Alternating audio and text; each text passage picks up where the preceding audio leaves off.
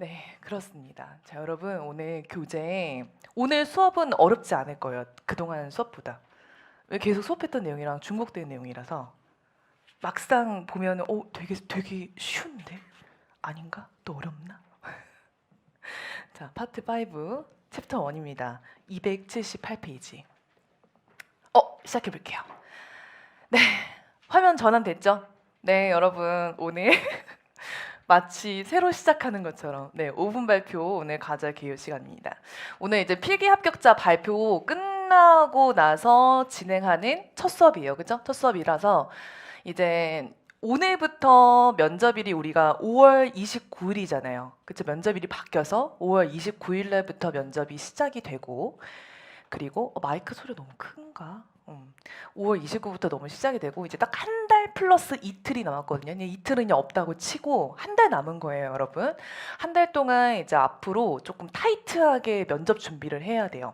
그래서 뭐 일주일에 그냥 한 번 정도 스터디 했던 조 같은 경우에는 일주일에 한 3번, 4번씩 하고 스터디 시간도 기본 2시간에서 4시간으로 좀 늘려야 돼요. 제가 지난번에 얘기했지만 기본 4시간입니다. 기본 4시간 정도는 해주시고 좀 더 길게 하면 6시간, 좀 더 내가 좀 투자한다? 그러면은 9시간. 봐봐요.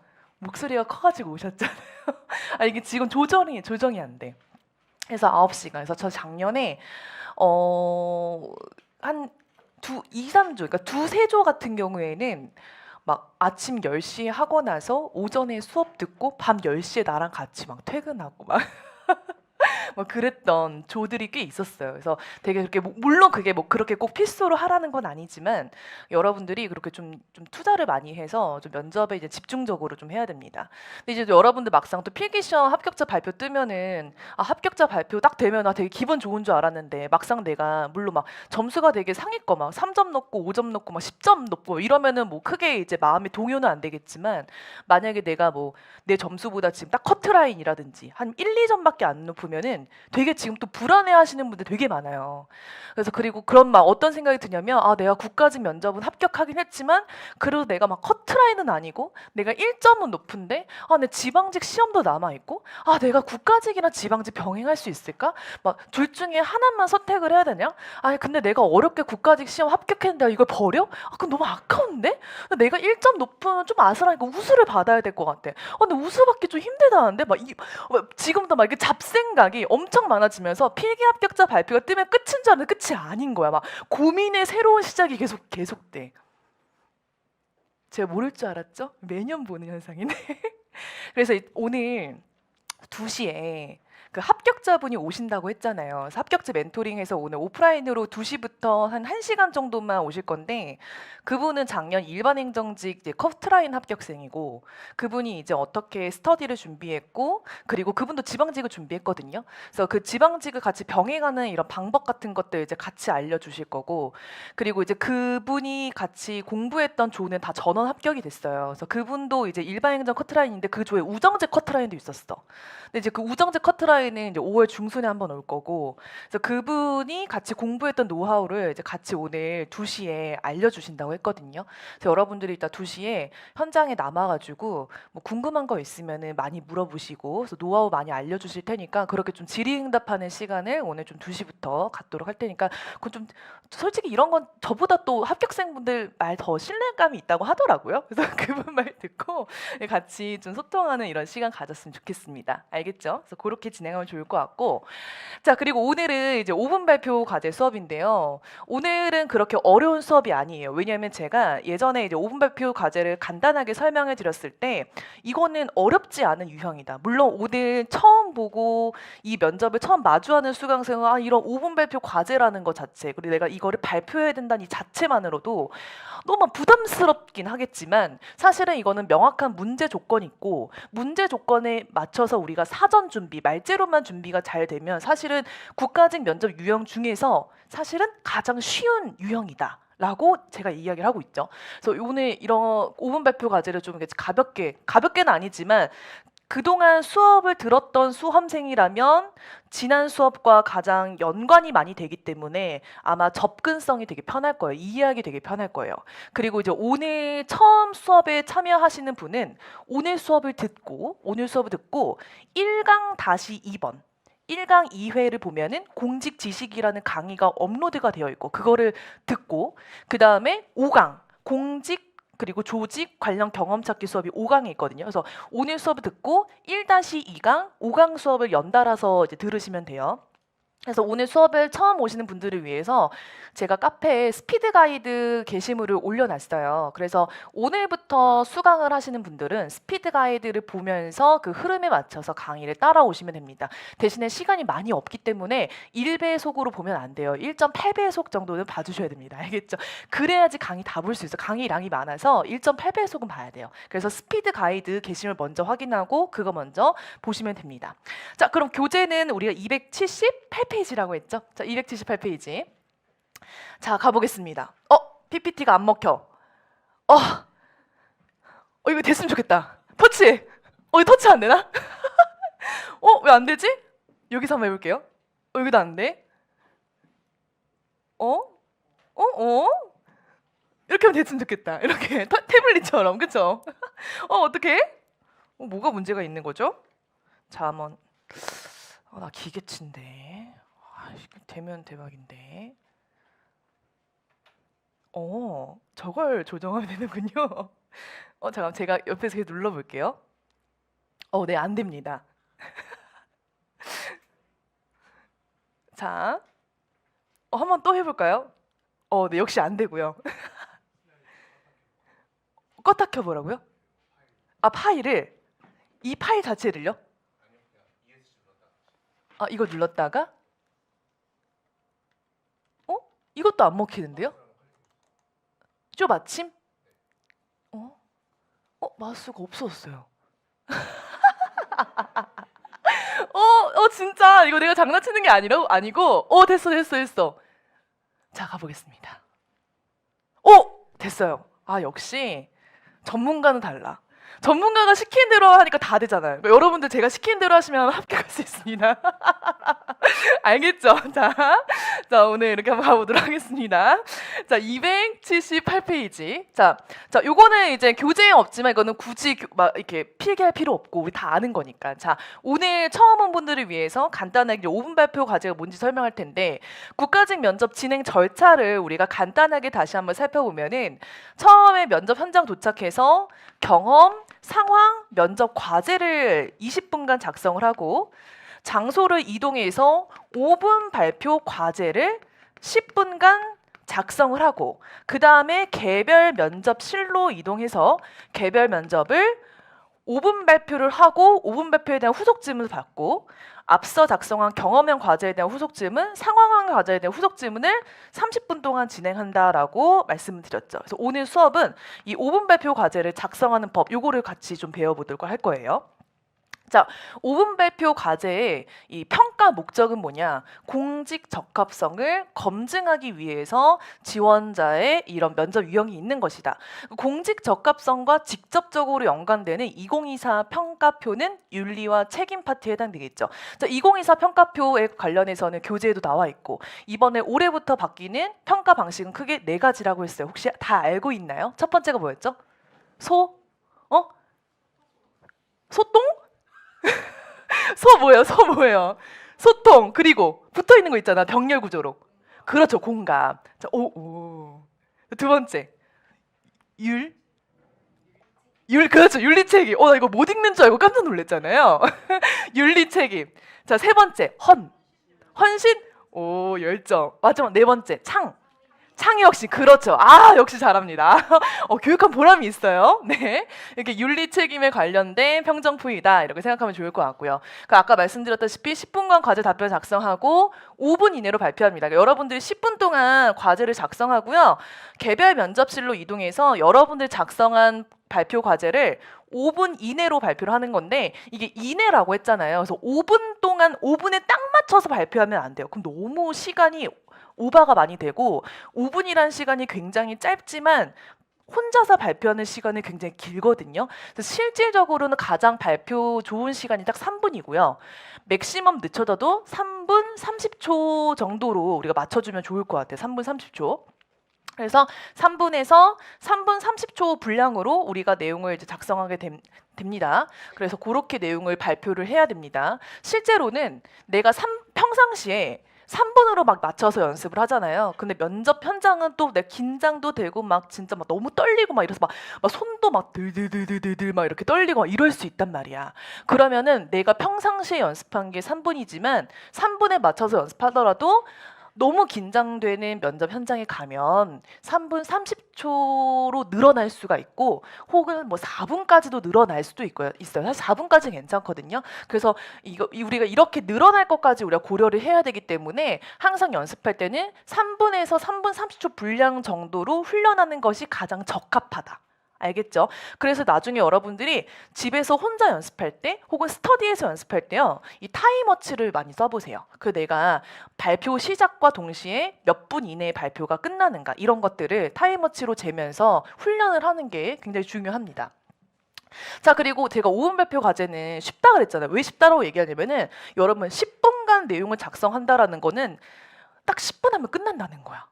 그쵸? 근데 그 10분 우리가 과제를 작성할 시간을 10분밖에 주지 않는데 문제가 어려운 주제가 나오겠어요? 아니죠. 문제는 어려운 주제가 나오지 않습니다. 일단 문제 조건은 동일해요. 어떤 뭐 해가 지나도 문제 조건 동일하거든요. 자, 문제 조건이 뭐냐면 다음 글을 읽고 요 밑에 있는 예시 글을 읽고 공직자가 갖춰야 될 공직 가치를 제시하고 그 가치를 실현하기 위해 필요한 공직자의 자세는 무엇인지 자유롭게 기술해 주세요가 문제 조건입니다. 이거 변하지가 않아요. 자, 그러면은 문제 조건에서 일단 첫 번째로 제시한 게 뭐냐면 공직 가치를 제시하라. 이 제시문에 맞는 공직 가치를 추론하라라고 있잖아요. 그러니까 기본적으로 내가 이 제시문을 읽기 전에 사전에 알고 있어야 되는 게 뭘까요? 바로 공직가치겠죠. 내가 공직가치에 대한 개념, 키워드, 개념 이거에 대한 정리가 안 되어 있으면은 이 제시문을 절대로 풀지 못해. 그렇죠? 그래서 우리가 공직가치에 대해서 기본적으로 알고 있어야 되고 제가 1-2강 때 공직가치에 대해서 제가 설명을 해드렸고 그 공직가치에 관련된 개념뿐만 아니라 관련된 말재료를 우리는 좀 미리 셋업해달라고 세팅해달라고 제가 미리 여러분들에게 말씀해드렸죠. 자, 다시 한번 복습해보면 공직가치는 크게 9가지가 있습니다. 국가간, 공직관, 윤리관에 국가간의 애국심, 민주성, 다양성, 공직관의 책임감, 투명성, 공정성, 윤리관의 공익성, 청렴성, 도덕성. 지금 나 안 보고 가잖아. 안 봐도 여러분 나처럼 나와야 된다고. 그렇죠? 그래서 애국심은 뭐라고 그랬죠? 대한민국 국민으로서 국가를 존중하고 수호하는 자세를 의미합니다. 그리고 민주성은 뭐라고 그랬어요? 민주성. 민주성하고 다양성은 결이 같아서 한 묶음으로 좀 준비해도 좋다라고 얘기는 했어요. 자, 민주성은 뭐죠? 개념이? 누구나 자신의 의사를 자유롭게 발언할 수 있다. 그렇죠? 발휘할 수 있다. 그렇죠? 다양성은 그쵸. 그 의견. 민주성으로 인해서 다양하게 나온 의견들을 다양성은 포용하는 자세예요. 근데 여러분들이 헷갈리면 안 되는 게 다양성의 개념을 보면은 뭐 글로벌 시대에 맞춰서 다양한 문화를 포용하는 자세라고 나오는데 그 워딩 자체가 글로벌이라고 나와서 무조건 외국인만 내가 의견을 존중해야 된다 이런 게 아니라 글로벌 시대에 맞춰서 여러 전문가든 국민의 의견이든 나와 타 붙어 있는 동료의 의견이든 의견을 포용하고 존중하는 자세를 의미합니다. 민주성은 의견을 표출하는 거고 다양성은 그 의견을 존중하고 포용하는 자세예요. 그러니까 결이 비슷해. 자, 공직관의 공정성은 뭐라고요? 공정성은 내부 규정에 맞춰서 업무를 수행하는 거야. 그러니까 규정을 준수하는 거야. 규정을 따르는 거야. 무슨 말인지 알겠죠? 그게 공정성이고. 자, 투명성은 뭐라 그랬죠? 국민의 알 권리예요. 그러니까 이게 무슨 말이냐? 우리 국민의 알 권리. 왜? 우리가 지금 공무원으로서 시행하는 모든 제도들은 어디에서 세금이 나오는 거예요? 국민의 세금을 바탕으로 사업을 진행하고 기관을 설립하고 보조금을 지급하는 일들을 하잖아요. 그러면은 국민의 세금이 적재적소에 쓰이는지 아닌지를 알아야겠죠. 이런 게 국민의 알 권리인 거야. 그래서 모든 제도를 투명하게 공개한다라는 그런 의미. 자, 책임감은 뭐예요?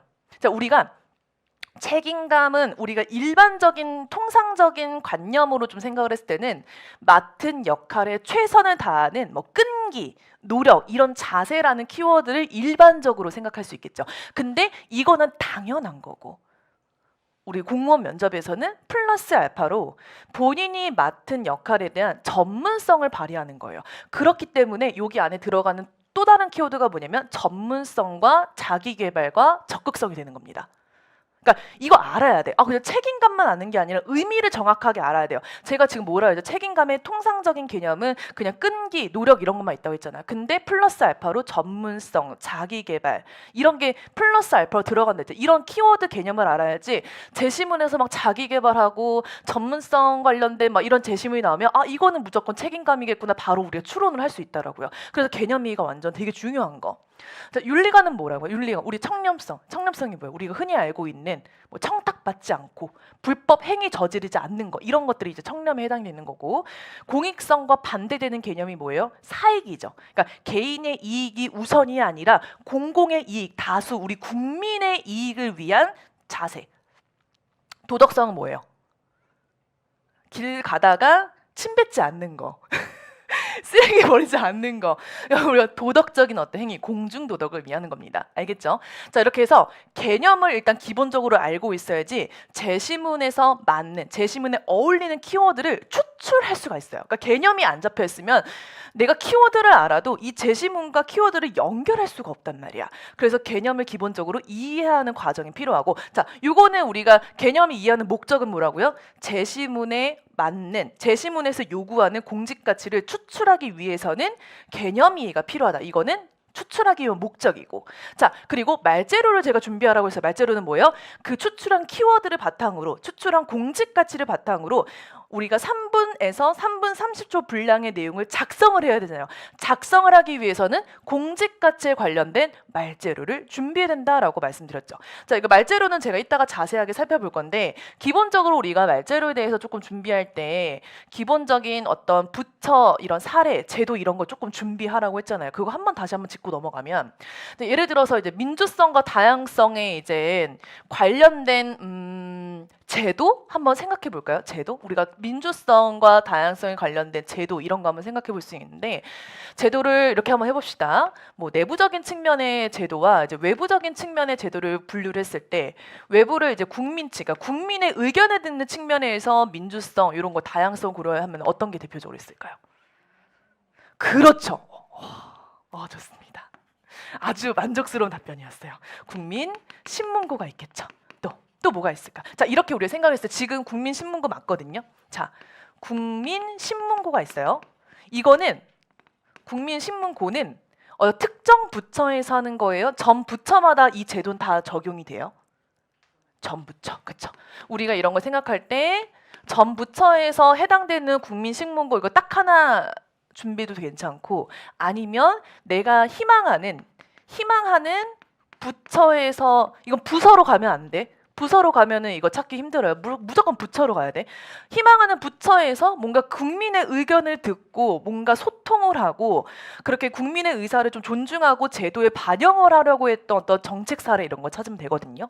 뭐 대표적으로 내가 만약에 문체부에 지원을 한다. 내가 문체부에서 근무하는 걸 희망한다라고 하면은 뭐 예를 들면 MZ 청년 정책 포럼 이런 게 대표적인 정책 사례가 될 수 있겠죠. 이런 것들. 그러니까 그런 것들, 그러니까 키워드로 1개 정도, 뭐 많으면 2개까지만. 너 많이 준비할 필요도 없어요. 왜냐면 이거 말고도 준비해야 되는 게 많으니까. 그러니까 그런 거 좀 준비할 수 있겠고. 자, 내부는 뭐예요? 우리 공직, 부처별로 내부, 그러니까 내부 쉽게 말해서 공직자죠.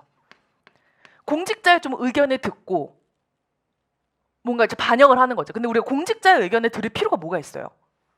왜 들어야 돼? 대표적으로는 뭐 업무 개선을 위해서 들을 수도 있고, 또 두 번째는 또 뭐가 있을까? 우리가 공직자의 의견 들어야 되는 크게 2가지로 나눠지거든요. 첫 번째는 뭐예요? 뭐 업무 개선을 위해서 들어야 될 필요가 있고, 또 두 번째는 그거를 요즘 트렌드 워딩으로 바꿔보세요. 그건 제도 이름이잖아요. 공직문화. 그렇죠? 문화 개선. 이렇게 문화 파트, 업무 파트 나눠줄 수 있는데, 우리가 업무에 대해서 의견을 뭐 듣는 그런 제도는 사실 없고 뭐 회의를 통해서 이렇게 하잖아. 그러니까 이거에 관련된 제도는 우리가 생각해 볼 수가 좀 없고 공직문화 개선을 위해서 좀 이렇게 소통하고 의견을 반영하는 제도는 생각해 볼 수가 있죠. 대표적으로는 말씀하셨던 우리가 뭐 법제처와 그리고 인사혁신처의 리버스 멘토링 이런 거 우리가 생각해 볼 수가 있고 또 이제 법제처의 뭐 거꾸로 학교 똑같은 거야. 워딩만 달라. 거꾸로 학교 막 이런 것도 해당이 될 수 있고 또 이제 제가 1강 때 설명드렸던 올해부터 처음 실행하는 게 뭐냐면 신규 공무원 상담 실시하는 거. 그죠? 신규 공무원 상담 실시 제도 이런 것들은 이제 내부적으로 이제 의견을 들으려고 하는 노력인 거잖아요. 뭐 신규 공무원 상담을 할 때 뭐 문화에 대한 개선도 될 수 있고 업무에 대한 개선도 될 수도 있겠지만 뭐 이렇게 우리가 관련된 제도는 우리가 서칭을 해볼 수가 있다라는 거죠. 그죠? 이런 것들. 뭐 투명성이라고 하면은 뭐 국민의 이제 알 권리니까 대표적으로는 정책 실명제 제도가 있죠. 여러분 정책 실명제 제도가 뭐예요? 여러분 홈페이지 들어가면 우리 2강 때 각 부처하고 부서에 관련된 업무를 찾았고 그 부서에서 담당자 이름이 노출되어 있어요? 노출되어 있지 않아요? 노출되어 있죠. 이게 뭐예요? 정책 실명제입니다.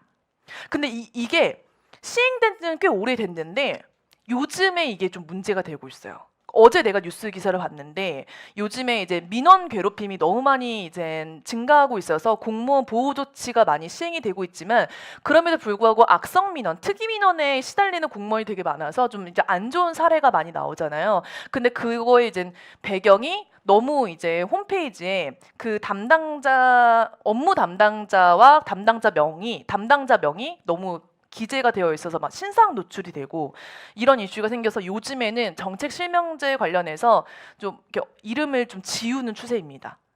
요즘에 어제 또 기사가 떴거든요. 그래서 정책 실명제가 있긴 해요. 아직까진 존재하긴 하지만 요즘에 이 정책 실명제에 대한 좀 논란이 좀 있는 편이에요. 알겠죠?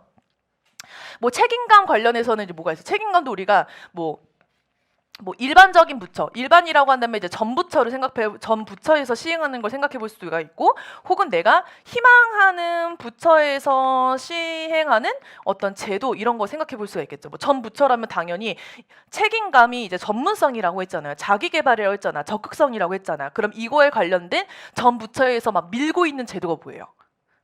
뭐 이거 좀 했으면 좋겠다. 전문성 향상을 위해서 좀 노력했으면 좋겠다 하고 있는 거, 권장하고 있는 제도가 뭐예요? 그렇죠. 적극 행정이죠.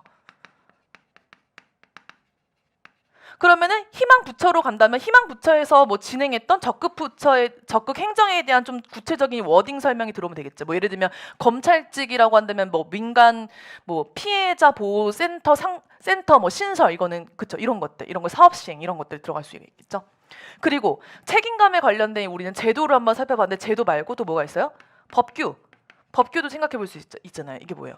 헌법 제7조 1화 공무원은 국민 전체에 대한 봉사자 맡은 바 업무에 대한 헌신을 다한다. 이거는 책임감에 관련된 법규 그리고 제도 이렇게 분류해서 생각해 볼 수가 있겠죠. 이런 것들을 우리가 미리 좀 세팅을 해볼 필요가 있다라는 거예요.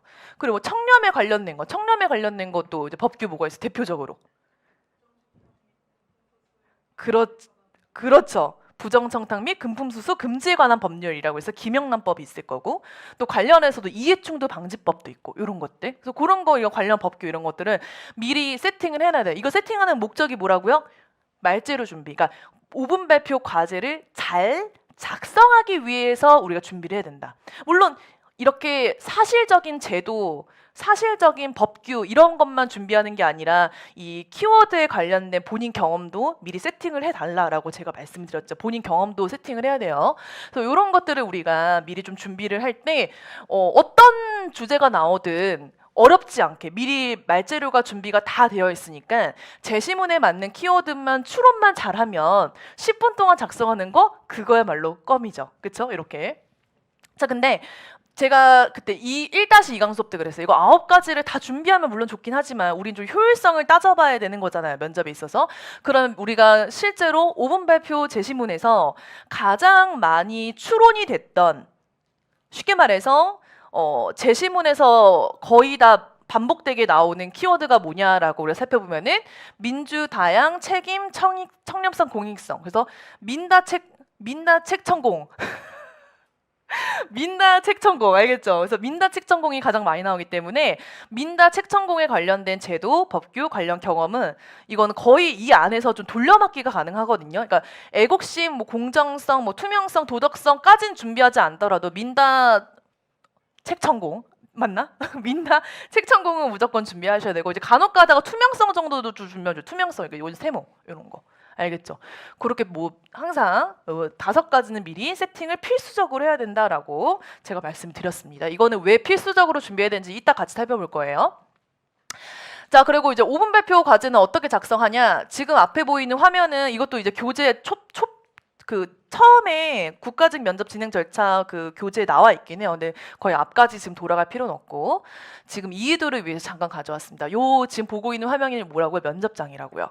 그러면 경험 상황 과제를 대기자 응시장에서 작성을 하고 이동을 해서 면접장으로 이동을 하는 거예요. 그래서 이동을 하면 여기 좌측에서 5분 발표 과제를 작성하고 다시 이동을 해서 여기 테이블 위에 짐을 두고 그 다음에 각조 1번 개별 면접실로 들어가는 거죠. 그래서 한 공간에서 이렇게 이루어지는 겁니다. 5분 발표 과제 작성과 개별 면접은 아주 큰 킨텍스의 아주 넓은 공간이 있기 때문에 넓은 공간에서 같이 진행되는 거예요. 자, 278페이지에 나와 있죠. 자, 발표문 검토장 10분 정도 진행이 된다. 자, 그리고 작성 서식을 한번 보겠습니다. 작성 서식은 미색의 A4 용지이고 미색이 무슨 색이에요? 미색? 아름다울 미해서 막 이쁜 색일까? 저 미색이 무슨 색이야? 이거 아니에요, 여러분? 무슨 색일까요, 미색이? 응? 네? 아, 레몬색 같은 거, 레몬색. 그러니까 흰색은 아니고 약간 노란빛 살짝 도는 레몬색 깔빛. 미색의 A4 용지이고 이거 평정표가 여러분 면접 현장에 가면 평정표를 봤거든요. 평정표가 미색이에요, 노란색 똑같아요. 미색의 A4 용지이고 작성지는 별도로 제공이 되지 않는다. 그러니까 경험 상황 과제는 작성지가 별도로 제공이 됐죠. 근데 얘는 제공이 안 돼요. 이 말은 뭘까요? 걷어가지 않는다. 그러니까 경험 상황 면접 과제는 작성지가 별도로 있고 작성이 끝나자마자 시험 감독관이 다 걷어간다고 했잖아요. 근데 5분 발표 과제는 작성을 하고 바로 이동을 하고 집 놓고 바로 면접 시작이에요. 그러니까 걷어갈 수 있는 시간이 없어. 그래서 이거는 걷어가지 않아. 그러니까 면접관은 내가 작성한 발표문을 갖고 있지 않은 거예요. 무슨 말인지 알겠죠? 그래서 제시문 하단 여백에 답변을 작성하고 발표를 진행한다. 그래서 여러분들 279페이지를 보면 여기 예시문이 나와 있죠. 예시문. 이게 작성 서식이에요. 여기 보시면은 다음 글을 읽고 공직자가 갖춰야 될 공직 가치를 제시하고 그 가치를 실현하기 위해 필요한 공직자의 자세는 무엇인지 자유롭게 발표해 주세요라고 이거는 문제 조건이고 그 문제 조건에 해당되는 제시문 내용이 이만큼 있고 여러분들이 실제로 작성해야 되는 여박은 이렇게 밑에 있으면 더 남아 있는 거죠. 근데 이제 제시문 내용은 한 3분의 1 정도 분량으로 나오기도 하고 혹은 3분의 2 정도 분량으로 나오기도 하고 그때마다 조금 달라요. 그때마다 다르고 작성 여백은 한 약간 3분의 1에서 똑같이 뭐 3분의 2 정도 이렇게 되겠죠.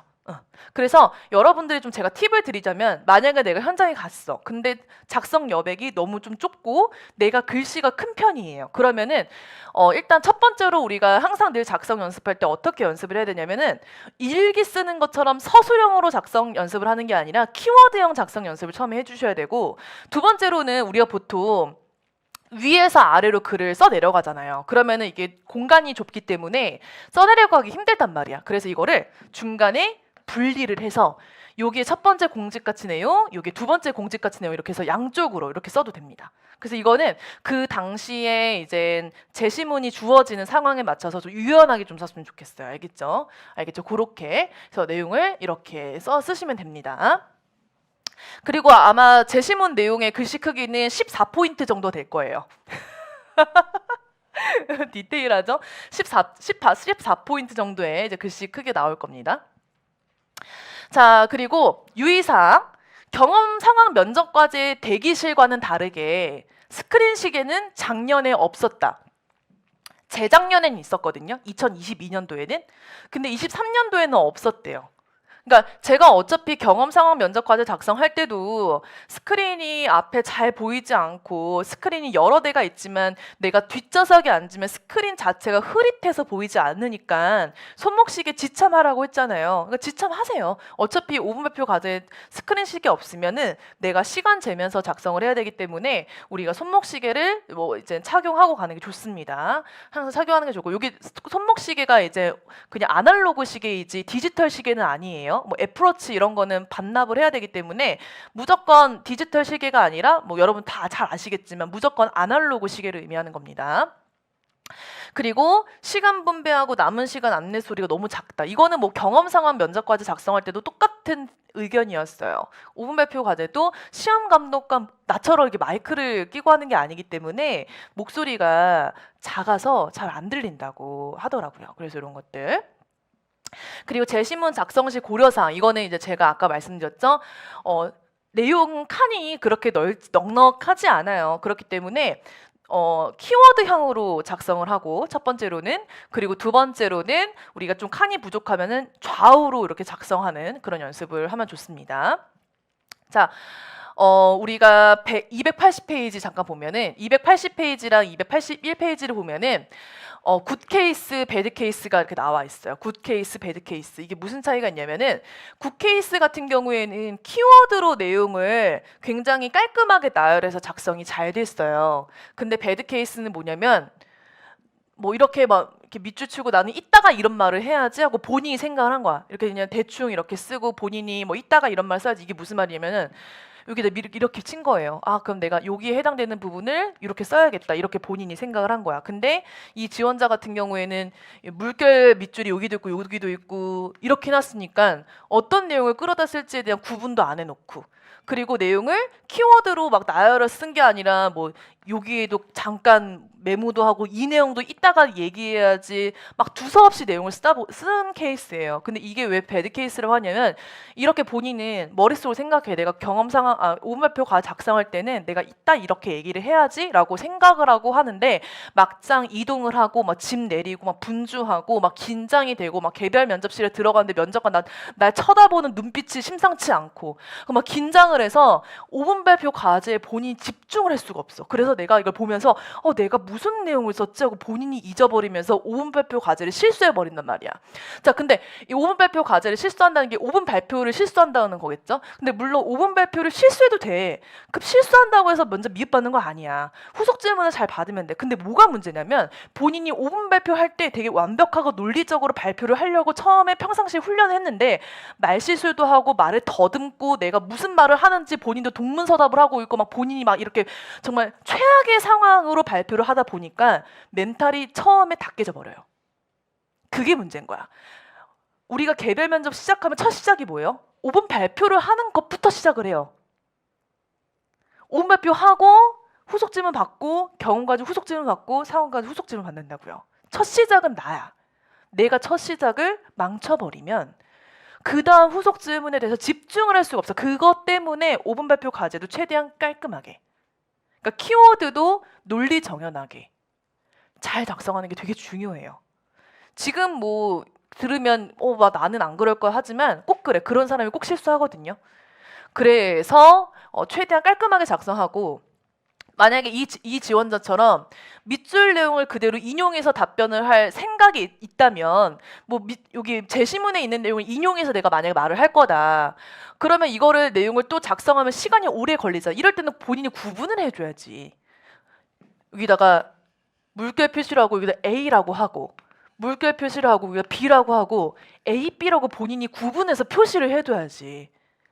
그걸 표시를 안 해놓고 물결만 치면은 본인이 물결이 두 개인데 이 내용이 B의 내용인지 A의 내용인지 본인도 알고는 있지만 실수하고 당황하면 사람이 이걸 안 된다고요. 그래서 정확하게 가이드를 해놔야 돼. 표시를 해놔야 돼. 그러니까 이렇게 구분을 정확하게 하고 그 다음에 뭐 내가 추출한 공직 가치를 키워드로 빠르게 작성하는 거, 뭐 이렇게 이제 우리가 준비를 해야 되는 거죠. 그러니까 최대한 제가 항상 늘 깔끔하게 써라라고 얘기를 하거든요. 실수할 확률을 줄이기 위해서. 그래서 그런 좀 연습을 우리가 해줄 필요가 있다라는 겁니다.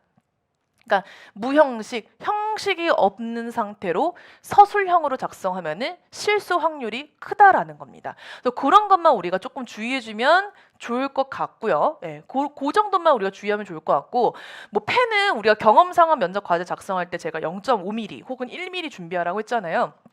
마찬가지로 이제 제가 오늘 제가 이따 쉬는 시간에 커피 한 잔 마시고 목이 말라서 오늘 그거 제가 나눠드릴 거예요. 조별로. NCR 용지 제작을 했어요. 그래서 NCR 용지를 제가 나눠드릴 거고, 그 여러분들이 이제 0.5mm가 편한지 1mm가 편한지 본인이 선택을 하고 그 펜을 그대로 이렇게 쓰는 연습을 하는 거예요. 알겠죠? 요거는 우리 그냥 A4 용지 연습할 거예요. 알겠죠? 뭐 그 미세계 용지라고 했지만 뭐 두께감은 크게 다르지 않기 때문에 진짜 약간 완전 노란빛도 아니고 솔직히 말하면 누런빛이야. 그러니까 아이보리색이야. 누런빛의 약간 그런 색입니다. 알겠죠? 그런 색이고요. 네. 그리고 이제 그럼 우리가 평상시에 훈련을 어떻게 해야 되냐? 첫 번째로는 사전 준비가 되어야 된다고 했어요. 아까 말했죠? 공직가치 키워드도 알고 있어야 되고, 공직가치에 대한 개념도 알고 있어야 되고, 공직가치에 필요한 말재료는 사전에 준비를 해야 되고.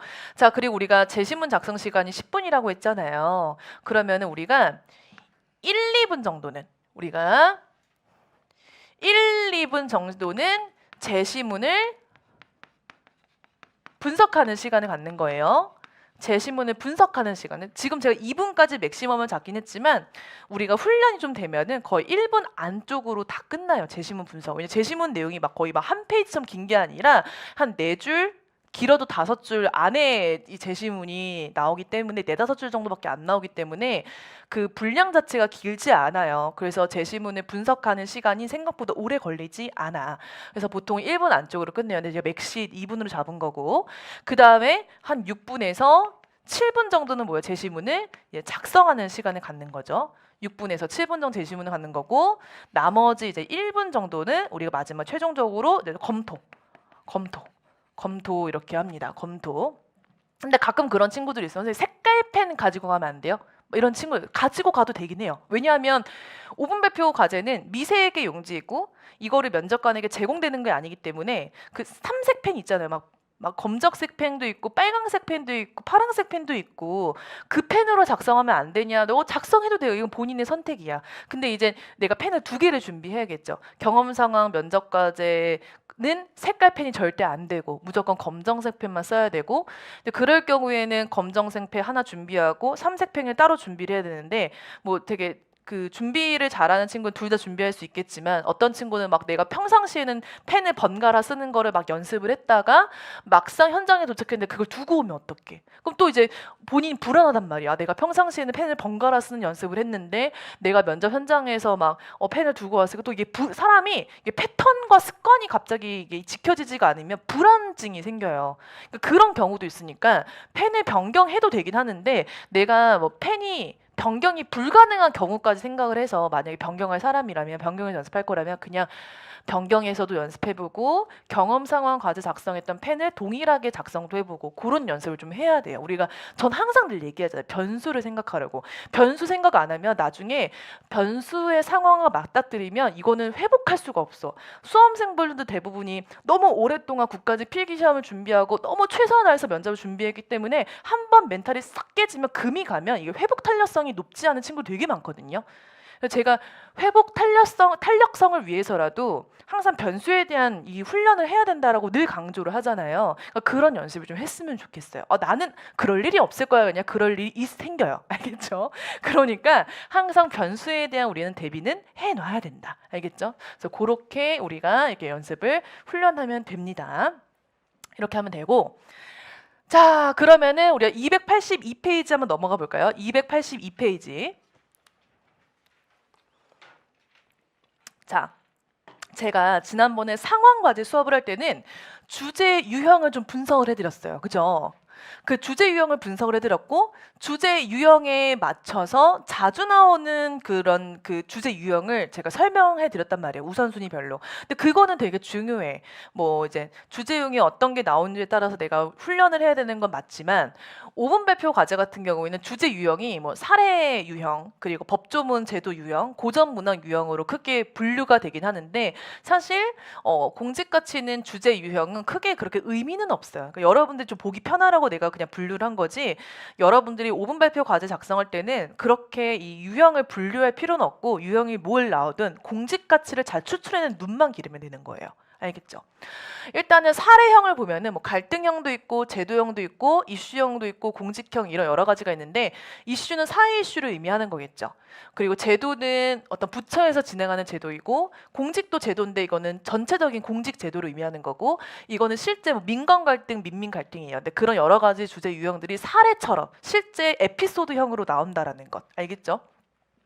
자, 그리고 법조문 제도는 우리가 알고 있는 어떤 제도, 규정에 관련된 제도를 나와요. 뭐 이해충돌 방지법, 정책 실명제라고 해서 그 제도에 대해서 해석된 제시문이 나와요. 그럼 해석된 내용을 보고 우리가 공직 가치를 추론해야 되고 고전 문학에 관련된 제시문도 아주 가끔 나옵니다.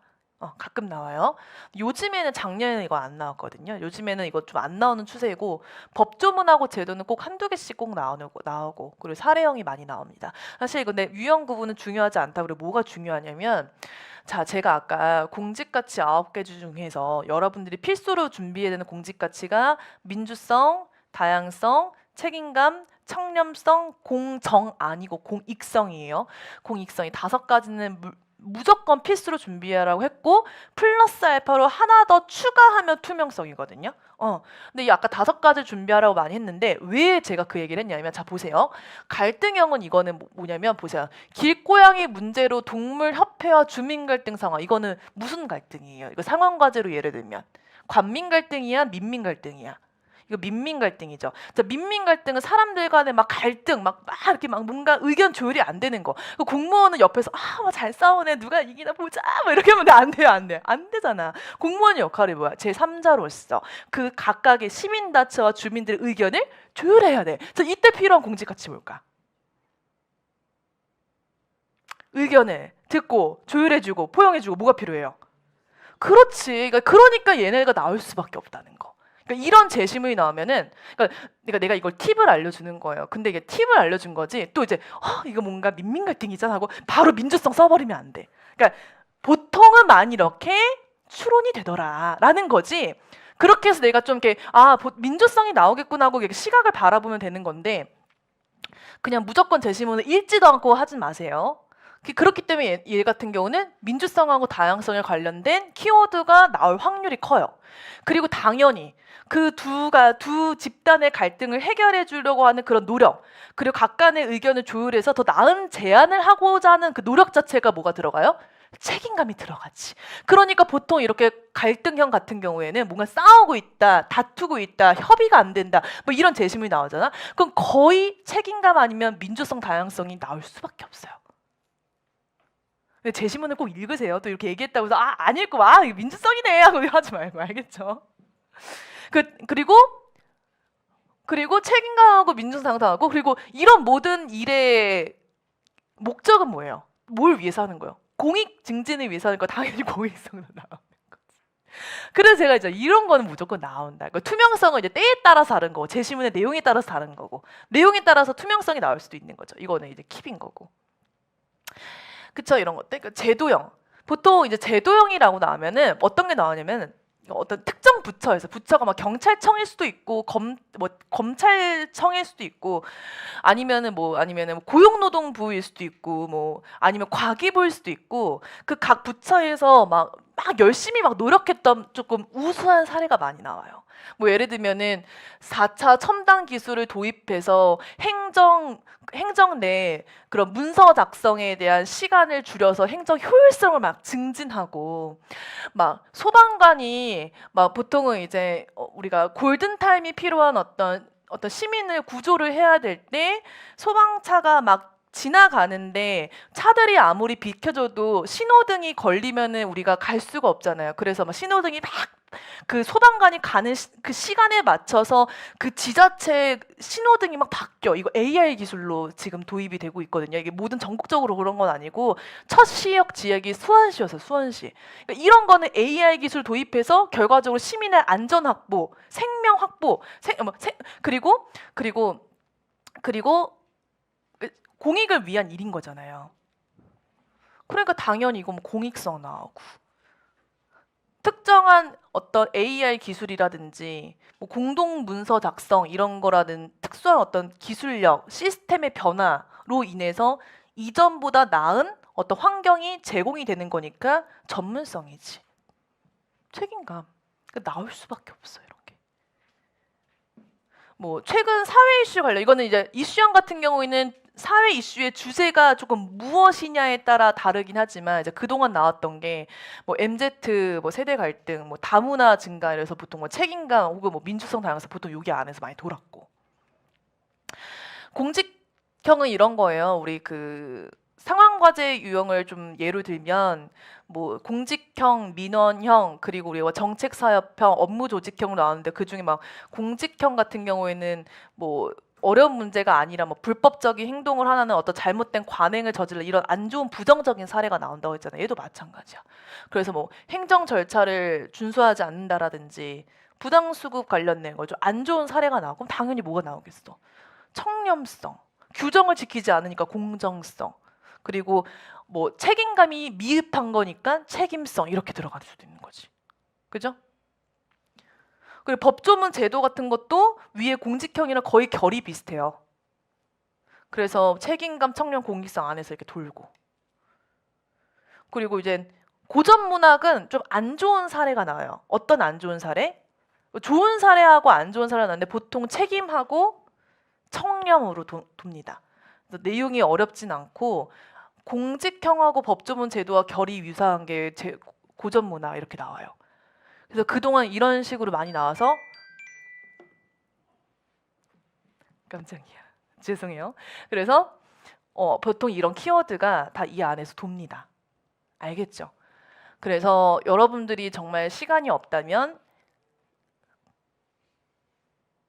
민주성, 다양성, 책임감, 그리고 청렴성, 그리고 공익성 이 5가지 키워드를 도니까 이 5가지 키워드에 대한 것들을 좀 준비를 하고 만약에 나는 정말 제시문을 해석하는 게 난 너무너무 힘들다. 난 좀 그런 게 좀 부족하다 하면 제가 이제 알려드린 이 추출의 키워드를 참고해서 이 키워드를 바탕으로 제시문을 좀 읽으면 내용을 해석하는데 크게 어렵지가 않다라는 거예요.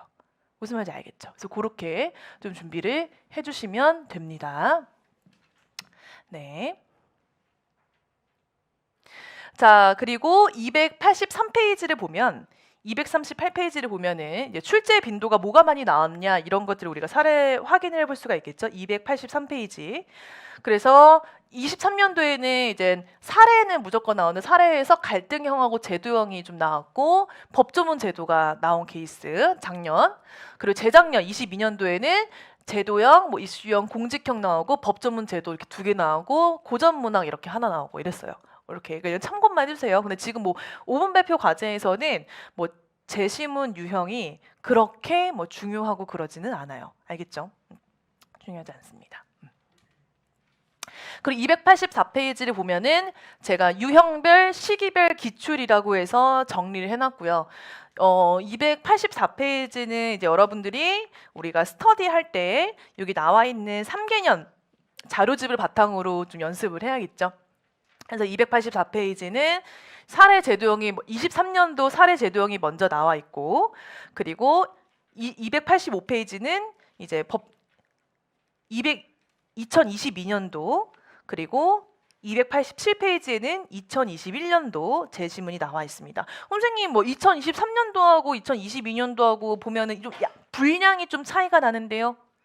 왜 22년도 분량은 많고 21년도 분량은 많은데 23년도 분량이 왜 적어요? 뭐 이게 복귀가 지금 다 안 된 거 아닌가요? 이거 아니고 작년에 면접 시험이 어떻게 바뀌었다고 했죠? 오전하고 오후가 주제가 동일하게 나왔다. 그래서 당연히 그러니까 재작년까지만 해도 오전 주제하고 오후 주제가 달랐는데 작년부터는 오전 오후 제시문이 동일했기 때문에 당연히 분량이 2분의 1로 줄 수밖에 없죠. 그죠? 그래서 올해도 작년과 이제 동일하게 갈 거예요. 그래서 올해도 오전하고 오후에 제시문은 동일하게 나올 거고, 오전조는 오후조가 입실할 때까지는 못 나옵니다. 갇혀 있는 거예요. 알겠죠? 그래서 보통 오후조가 12시 20분에 들어가고 막 정리하고 이러면은 보통은 오전조가 12시 50분에 퇴실을 하더라고요. 저랑 만나는 시간이 한 1시 정도가 됐었어요. 제가 그 현장에 있으니까. 그래서 저랑 1시쯤 만났고, 그래서 오전조는 잘 그게 낫지. 오후조는 제가 말했잖아요. 6번은 뭐라고요? 6번은 저녁 오후 5시 한 50분쯤에 끝난다고요. 그게 더 힘들어요. 근데 이제 오전조의 단점을 굳이 찾자면 오전이 1, 2, 3번이거든요. 그럼 3번이 내가 1번에 배정 받았어도 3번이 끝날 때까지, 1시까지는 못 나가는 거야. 하지만 마음 편하지. 먼저 끝내버렸으니까. 그래서 그냥 웃으면서 막 그냥 옆 사람을 좀 대화도 하고 뭐 오늘 어땠어요? 이렇게 서로 이제 후기도 나누고 그러고 이제 1시에 퇴실을 하는 거고, 대신에 오후조는 끝난 순서대로 퇴실할 수 있어요. 그러니까 제일 좋은 거는 오후조 한 2, 3번, 1, 2, 3번 좀 제일 좋기는 해요. 알겠죠? 그래서 그렇게 해서 이제 이거 재심 훈련하면 됩니다. 자, 이렇게 넘어가서 여기 앞부분, 초입 부분만 한번 간단하게 짚고 가볼게요. 자, 그렇다면 우리가 이제 5분 발표 과제를 어떻게 좀 작성을 해야 될까? 이제 작성법 한번 살펴볼 건데, 자, 교재는 291페이지가 되겠죠? 292페이지로 바로 넘어가 보도록 하겠습니다. 292페이지로 한번 넘어가 보도록 할게요. 자, 보세요. 292페이지 상단에 이런 내용이 나와 있잖아. 그러면은 지금 앞에 나와 있는 내용이 여러분들이 실제로 5분 발표 과제를 작성해야 되는 작성 흐름을 의미하는 거예요. 근데 여기 보시면은 발표 소개 파트라고 제가 해놓고 서론, 본론, 결론이라고 했는데, 자, 여러분들에게 당부하고 싶은 첫 번째 말 뭐냐면, 발표 소개를 너무 작성을 하려고 여기에 시간을 많이 할애하지 마세요. 그러니까 제시문을 보고 지금 1번이라고 나와 있는 구간 있죠. 서론, 본론, 결론을 먼저 작성을 하고 마지막에 검토하는 1, 2분 시간에 발표 소개 부분을 작성을 하면 되는 거예요. 근데 만약에 내가 1, 2분 검토할 시간이 없었다. 그럼 발표 소개 작성 안 해도 돼. 발표 소개에 지금 뭐가 들어가요? 발표 제목을 만들어주죠. 제목은 꼭 필요하지 않아요. 그러니까 내가 이 얘기를 왜 했냐면, 발표 제목부터 막 만들려고 막 해가지고 발표 제목에 5분 쓰고 6분 쓰고 그러면 그 망하는 거야. 발표 제목이 중요한 게 아니에요. 본론의 내용이 더 중요한 거란 말이야. 그래서 서론, 본론, 결론을 먼저 작성을 하고 그 다음에 시간이 남을 때 발표 제목 작성하라고요. 알겠죠? 그 발표 순서는 따로 기재할 필요 없어. 이거는 훈련할 거예요, 저희가. 그래서 내가 발표 순서를 과제문에 작성하지 않아도 내가 셀프로 발표 순서를 이야기할 수 있게끔 제가 이따가 설명해 드릴 거거든요. 그래서 이거 두 개는 꼭 적을 필요는 없어요. 이건 시간이 남으면 적는 거야. 발표 제목, 나 진짜 막 아이디어, 막 창의, 막 평정표에 창의 혁신이 있으니까 난 무조건 되게 창의력 있는 제목을 만들 거야. 막 이러면서 거기에 막 시간 할 필요 없는 거예요. 이건 서브야. 메인이 아니잖아요. 그렇죠? 서론, 본론, 결론 가고. 자, 서론에 뭐가 들어가냐? 제시문 요약이라는 거 이런 거예요. 제시문이 아까 4줄에서 5줄이라고 했잖아요. 그럼 제시문의 상황은 지금 어떠어떠한 상황입니다라고 한두 줄 정도 요약해 설명해 주는 거예요.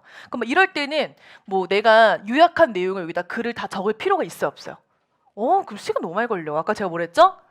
밑줄을 치거나, 그렇죠? 이렇게 해서 뭐 예를 들면은 현재 뭐 제시문에서는 사이버 수사관이 뭐 박경감이 뭐 실제로 보이스피싱 피해자를 피해자로 발생할 법한 이런 문제를 예방한 사례가 나와 있습니다라고 간단하게 뭐 제시문을 한 줄 정도 요약을 한다라든지 그런 걸 의미하는 거예요. 자, 근데 이거는 필수가 아니야. 이것도 요게 필수예요. 우선순위야, 우선순위. 우선순위는 뭐냐면, 내가 제시문에서 어떤 내용을 보고 공직 가치를 추론했는지.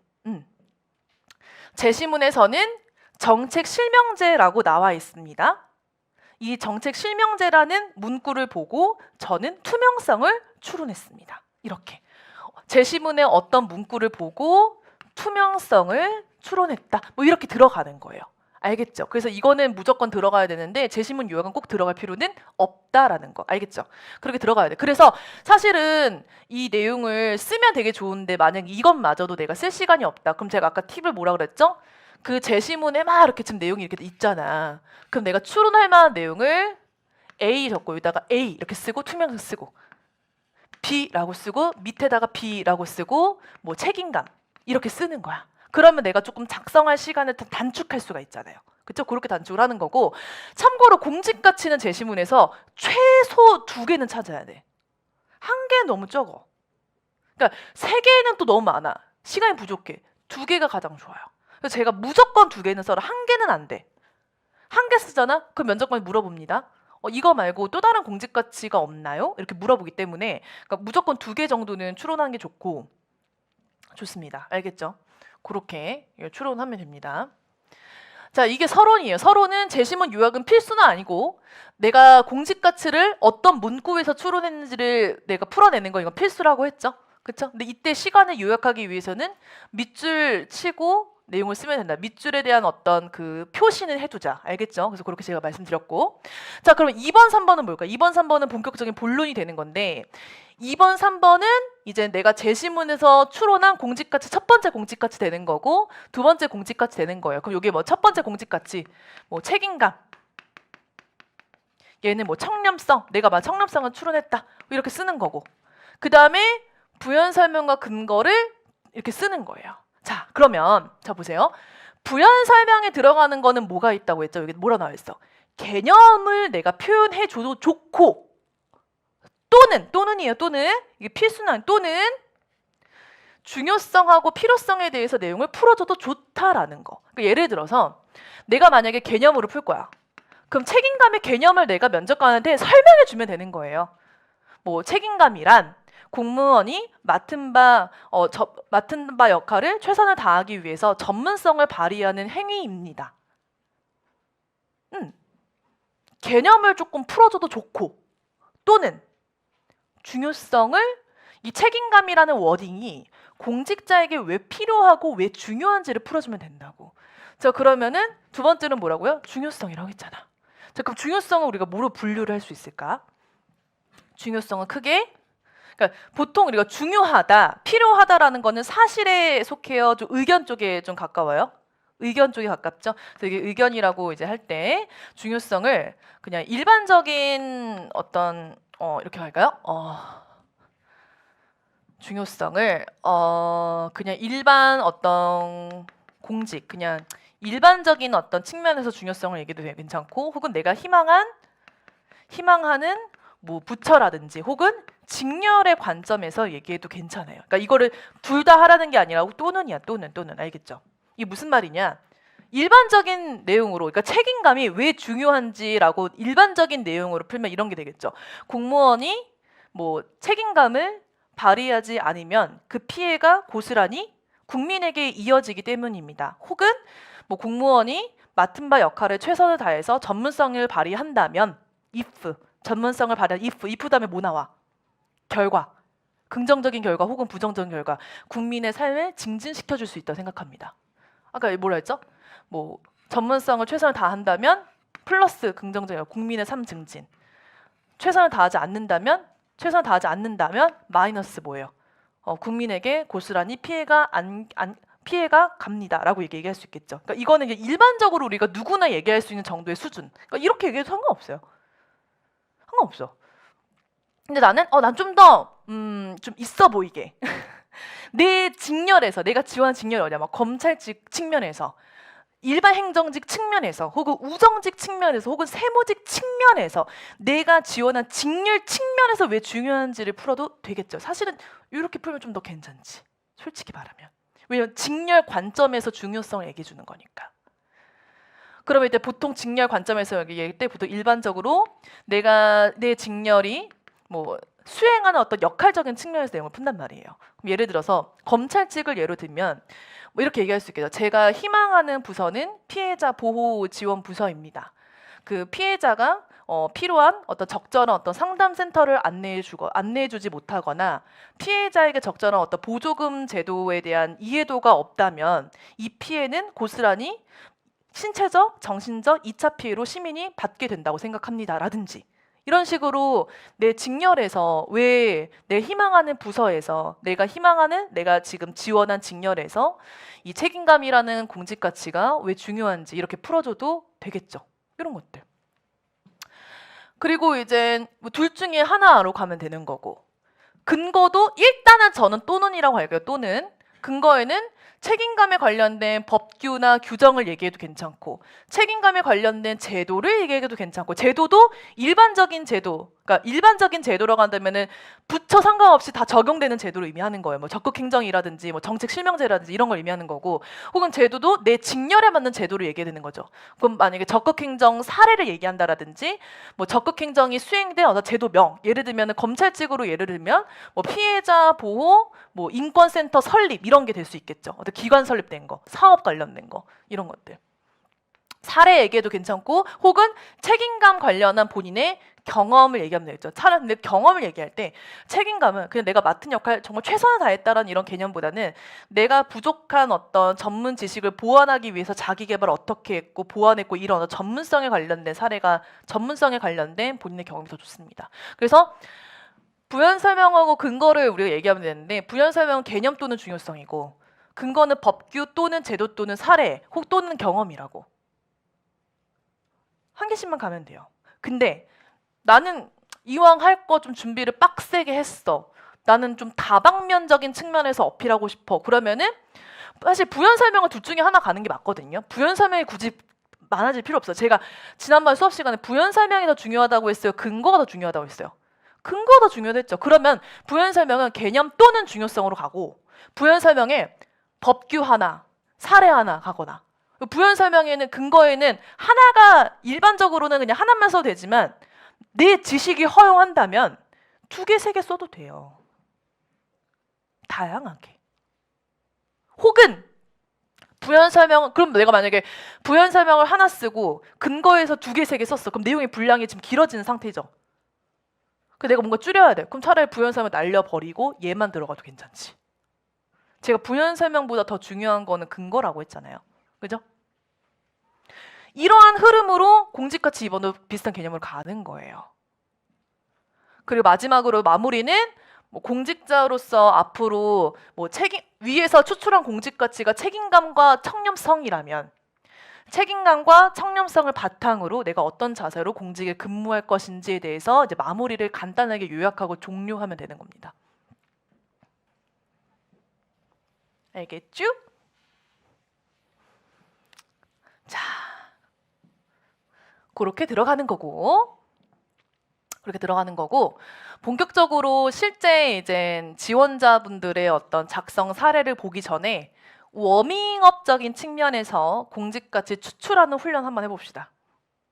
자, 한번 보겠습니다. 293페이지. 293페이지를 보면 밑에 해석이 나와야 돼. 해설 보지 말고. 우리 양심적으로 해설 보지 말고 제시문만 봅시다. 자, 이거 너무 쉬운 제시문이에요. 자, 아까 공직가치 제가 개념 짚어드렸죠. 자, A 부처에는 최근에 임용이 된 비공직자가 있다. 그는 20년간 병리학을 연구하고 그리고 유전자 제조합 연구 검증에 인정을 받았다. 그리고 국립연구소 법의관 영국대학병원 교수로 재직해 온 의과학자이다. 자, 여기까지 봤을 때 공직가치 못 떠올라요. 그렇죠. 책임감이죠. 책임감입니다. 왜? 그 안에 전문성이라는 게 있어. 자, 물론 선생님 제가 좀 뭐 다양한 후기들을 봤는데 어떤 지원자는 공직가치를 추출할 때 전문성이라고 추출하는 친구가 있고 적극성이라고 추출한 친구가 있는데요 하는 친구들도 있어. 근데 여러분 잘 보세요. 공직가치의 전문성하고 적극성이라는 키워드가 있어요? 없어요? 없죠. 물론 그거를 얘기를 해서 실제 면접장에서 면접관이 뭐 적극성하고 전문성은 공직가치 키워드에 없는데 왜 이렇게 했나요를 이렇게 까다롭게 가진 않았어요. 그래서 저는 약간 안정형이야. 그러니까 제가 얘기할 때 책임감 안에 뭐가 들어가 있다고 했죠? 전문성, 끈기, 노력. 그래서 저는 무조건 안정적으로 가장 주의해요. 혹시 모르는 변수 때문에. 남들이 뭐 적극성이라고 쓰고 전문성 써서 나도 그렇게 했는데 내가 만약에 진짜 까다로운 면접관 와서 이게 공직 가치가 맞냐 이렇게 들어오면 어떻게 반문할 건데? 그러니까 안정적으로 가세요. 그래서 그냥 책임감입니다라고 추출하고 이때 개념 설명해주면 되잖아.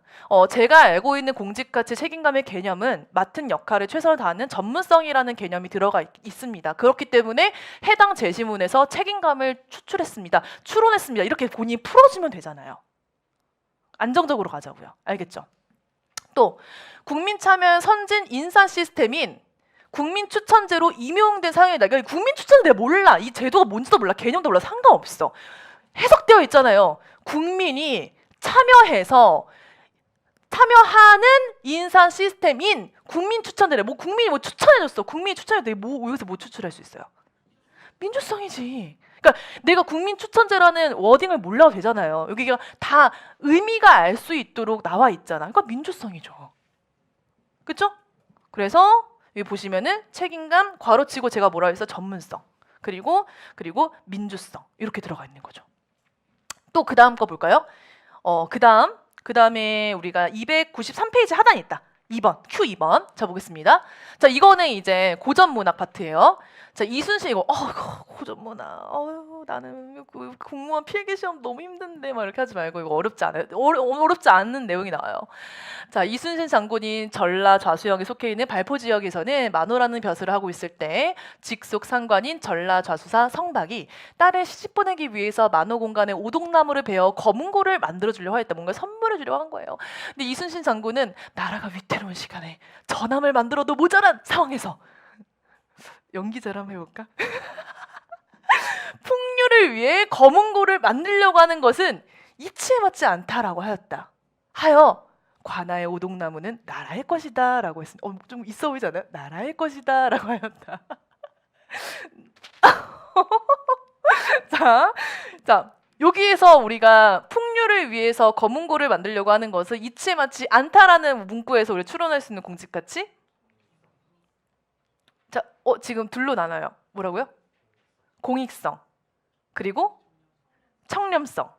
좋아요. 그럼 마지막 관아의 오동나무는 나라의 것이다라는 추론을 어떻게 추론했어요?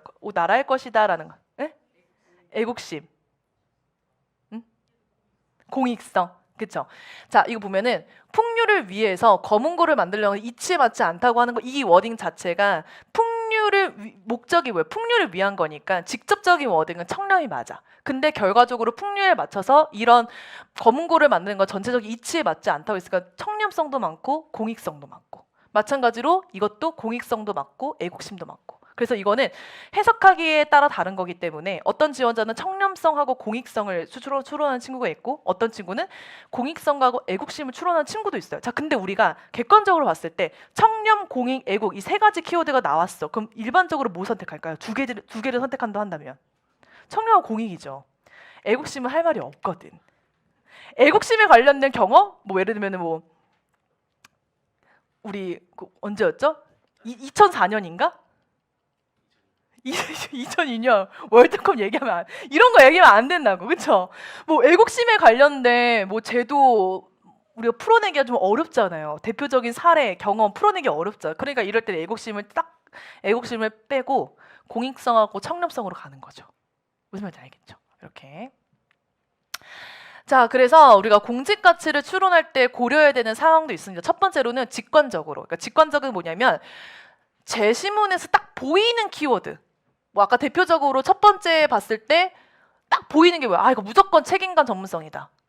이거 무조건 이거는 민주성이다. 그러니까 딱 보이는 키워드는 그러니까 직관적으로 우리가 추론을 할 수 있어요. 근데 제시문에 따라서 직관적으로 추론이 되지 않는 키워드도 있다. 이럴 때는 어떻게 해야 되냐? 이제 그거를 20분 정도 쉬는 시간 갖고 설명하겠습니다.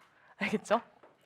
그래서 직관적으로 공직 가치를 추론하는 거는 어렵지 않기 때문에 여기까지 가고 저희가 지금 11시 10분 정도, 10분 좀 안 됐거든요. 그래서 20분 정도 쉬는 시간 갖고 11시 30분에 이제 다음 추론 방법을 같이 좀 살펴보도록 하겠습니다. 알겠죠? 네, 여러분 수고 많으셨습니다. 수고하셨습니다.